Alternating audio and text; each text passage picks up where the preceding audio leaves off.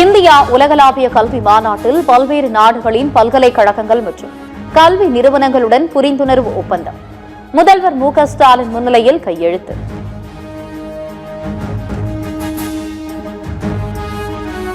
மிரட்டி கூட்டணி அமைப்பதுதான் பாஜகவின் பழக்கம். முன்னாள் மத்திய அமைச்சர் ப. சிதம்பரம் விமர்சனம். அதுதான் அவங்களுடைய பழக்கம். எல்லா மாநிலத்திலையும் அதுதான் அவங்களுடைய பழக்கம். கட்சியை உடைப்பது, உடைந்த கட்சியில ஒரு பிரிவை சேர்ப்பது, அதான் அவங்களுடைய வழக்கம்.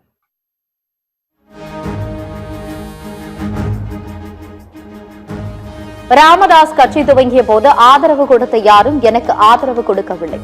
விடுதலை சிறுத்தைகள் கட்சி தலைவர் திருமாவளவன் ஆதங்கம்.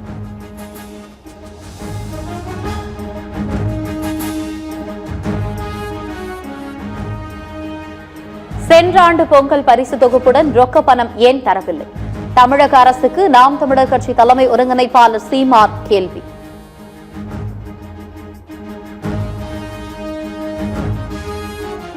சேலத்தில் வெள்ளி நகை கடையில் மிளகாய் பொடி தூவி கொள்ளையடிக்க முயற்சி. சிசிடிவி காட்சிகள் அடிப்படையில் போலீசார் விசாரணை.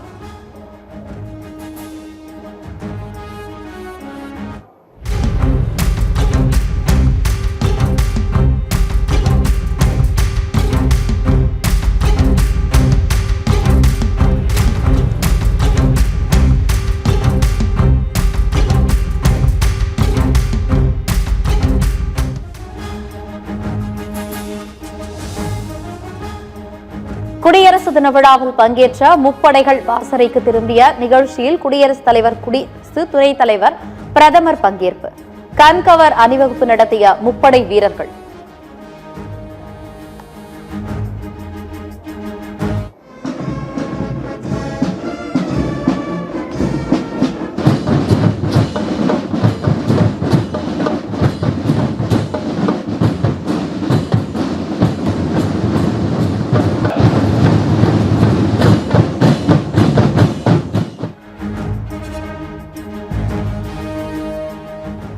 சென்னை மேலக்கோட்டையூரில் சர்வதேச சைக்கிளிங் போட்டி துவக்கம். 3 நாட்கள் நடைபெறும் போட்டியை துணை முதலமைச்சர் உதயநிதி ஸ்டாலின் கொடியசைத்து துவக்கி வைத்தார்.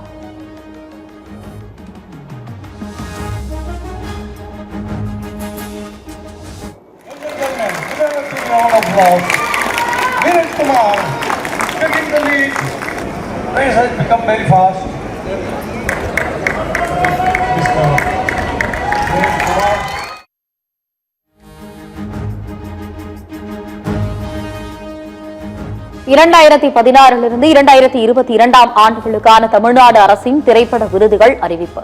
சென்னை கலைவாணர் அரங்கில் பிப்ரவரி 13 நடைபெறும் விழாவில் துணை முதலமைச்சர் உதயநிதி ஸ்டாலின் விருதுகளை வழங்குகிறார்.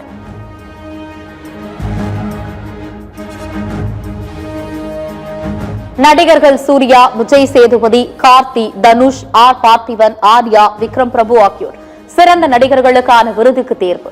கீர்த்தி சுரேஷ், சாய் பல்லவி, நயன்தாரா, ஜோதிகா, மஞ்சு வாரியர், அபர்ணா பாலமுரளி, விஜோ மோல் ஜோஸ் ஆகியோருக்கு சிறந்த நடிகைகளுக்கான விருது.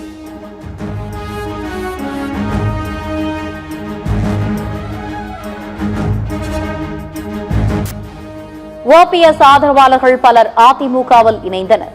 பொதுச் செயலாளர் எடப்பாடி பழனிசாமி முன்னிலையில் கட்சியில் தங்களை இணைத்துக் கொண்டனர்.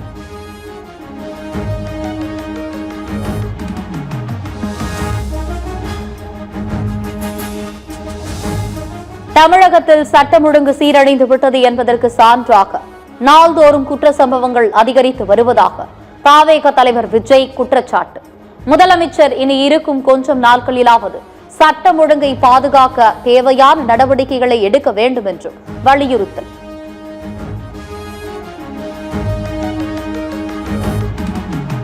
வரும் தேர்தலில் தேமுதிக தனித்து போட்டியிட திட்டமில்லை. அக்கட்சியின் பொதுச் செயலாளர் பிரேமலதா விஜயகாந்த் பேட்டி.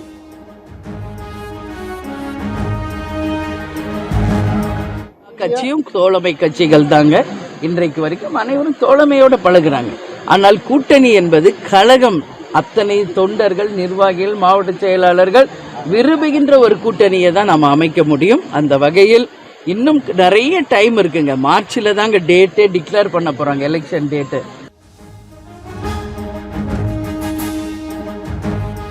விமான விபத்தில் காலமான அஜித் பவாரின் கடைசி புகைப்படம் வெளியீடு. மரணமடைவதற்கு சில மணி நேரம் முன்பாக தனது பாதுகாப்பு அதிகாரியுடன் விமானத்தில் அமர்ந்திருக்கும் போது எடுக்கப்பட்ட கடைசி புகைப்படம் வைரல்.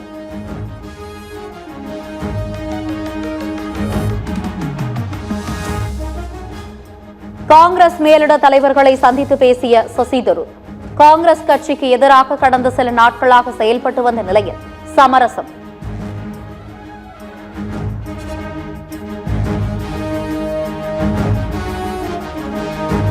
கர்நாடகாவில் பிறந்தநாள் மற்றும் திருமண நாளில் காவலர்களுக்கு கட்டாய விடுப்பு. கர்நாடக டிஜிபி உத்தரவு.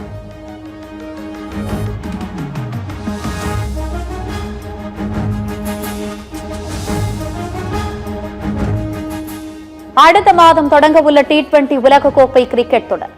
தனது அணிக்கான ஜெர்சியை அறிமுகம் செய்தது ஆப்கானிஸ்தான்.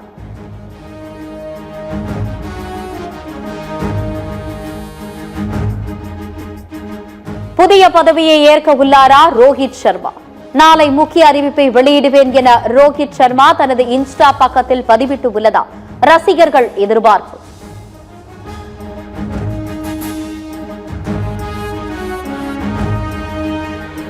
T20 உலகக்கோப்பை தொடரை புறக்கணிக்க பாகிஸ்தான் முடிவு செய்துள்ளதாக தகவல். ஒருவேளை பாகிஸ்தான் வெளியேறினால் ஐஸ்லாந்து அணி விளையாட வாய்ப்பு.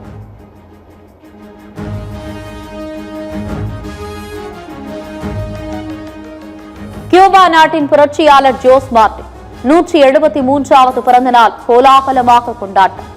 மக்கள் தீப்பந்தம் ஏந்தி அணிவகுப்பாக சென்ற பேரணியில் அந்நாட்டு அதிபரும் பங்கேற்பு.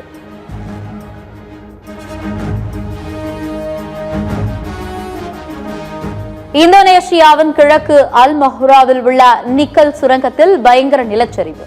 கனரக வாகனங்கள் நிலச்சரிவில் சிக்கிக் கொண்ட நிலையில் ஓட்டுநர்கள் உயிரை காப்பாற்றிக் கொள்ள ஓடிய காட்சிகள் வெளியீடு.